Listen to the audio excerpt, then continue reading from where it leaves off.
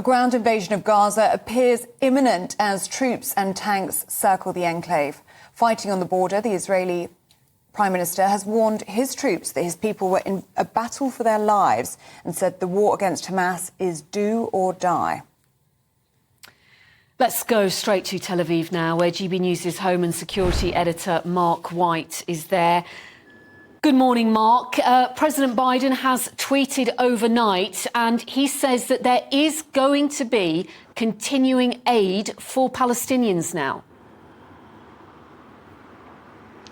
Yes, it's been a trickle so far, though. Just 30 trucks that have made it over really in the last couple of days, and that's nothing in comparison to the hundreds of vehicles that would come across the Rafah border crossing with Egypt in any given day. But it's a start at least, and the hope is that they can make progress on that and try to increase the number of lorries coming across with these vital aid supplies. But from Israel's point of view, they have great concern that the trucks coming over will effectively be commandeered by Hamas, but especially fuel trucks that of course are needed to power the likes of the hospitals in northern Gaza in particular, that those fuel trucks could be commandeered and Hamas may end up using that fuel for themselves. They control, of course, the Gaza Strip. So once aid is into the Gaza Strip, it's pretty difficult to keep control of that.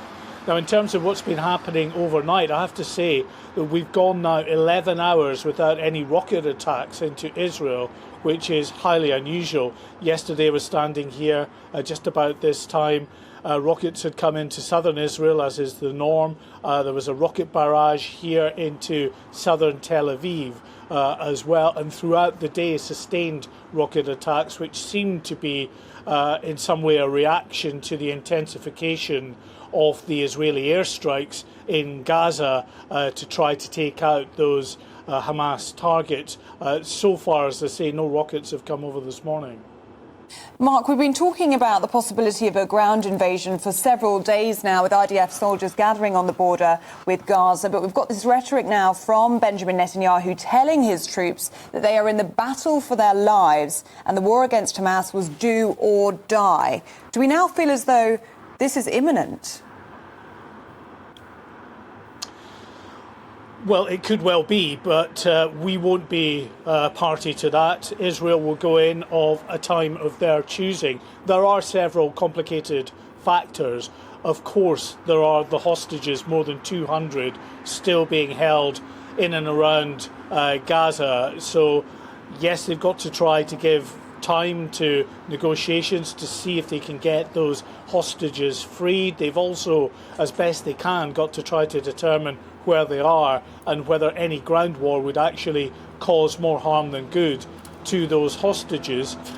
They've also got to try to degrade Hamas's potential for laying traps for the Israeli forces when they go into Gaza as well. And this comes against a backdrop, of course, despite the words of support that's coming from Joe Biden, Rishi Sunak, other Western leaders, of many of those Western leaders, of course, using their back channels to urge caution to Israel in going into Gaza to be sure that civilian casualties are minimised.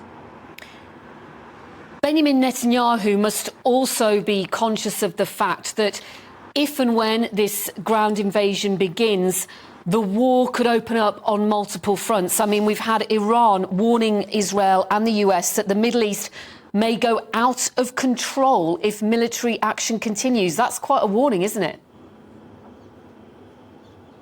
Yeah, there are certainly very serious concerns about the potential for that to happen. We've had multiple incidents in multiple areas. Just overnight, we have seen Israeli defense forces attacking Hezbollah sites in southern Lebanon, a cell of Hezbollah terrorists who they say were planning an imminent attack on a village on the Israel's northern border with Lebanon. Benjamin Netanyahu himself was up in northern Israel yesterday speaking to those troops and issuing a very stark warning to Hezbollah that if it tries to open up with any significant degree a third front in this war, then they would pay the price. There would be a very significant response from Israel, because remember, of course, there's also hostilities that are building up in the West Bank.